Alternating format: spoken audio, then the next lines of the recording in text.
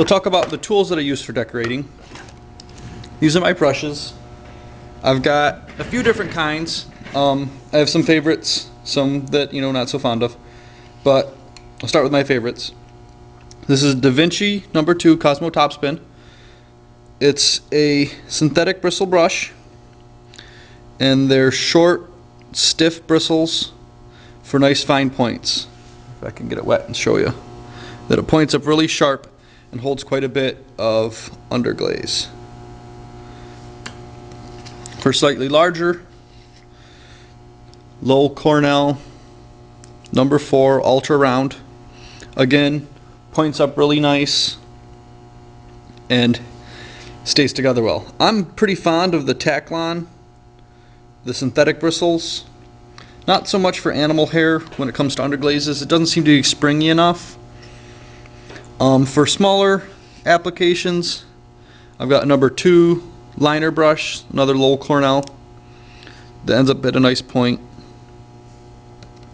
And then for really fine work, there's a No. 1.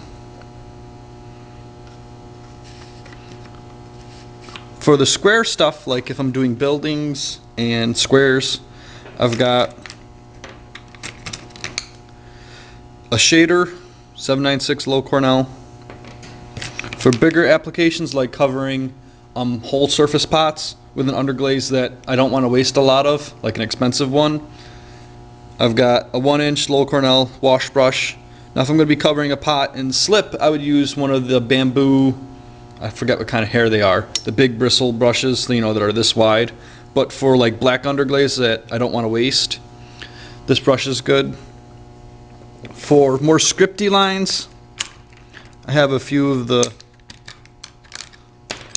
really long liner brushes, so I can get them out here. This is a Cornell Script No. 4 for like the swirlies and spinny things. And those are the majority of the brushes that I use. Like I said, for the bigger surfaces, I use the I don't know if they're pronounced Hak or Hake brushes. This is one. I like the ones that are glued in and not the bamboo ones, if I can help it. This one is glued and tied. These end up being pretty expensive. You can find them sometimes in the discount bin or something because nobody sells them because they're so expensive. I also have brushes that I make. This is a deer tail brush.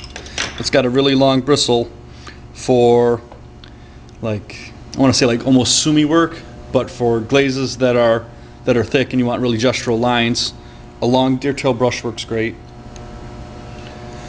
This is squirrel tail. They said it was, when I bought it, Arctic squirrel, but it makes a nice point too. When the bristles set for a little bit, it actually starts to get kinky.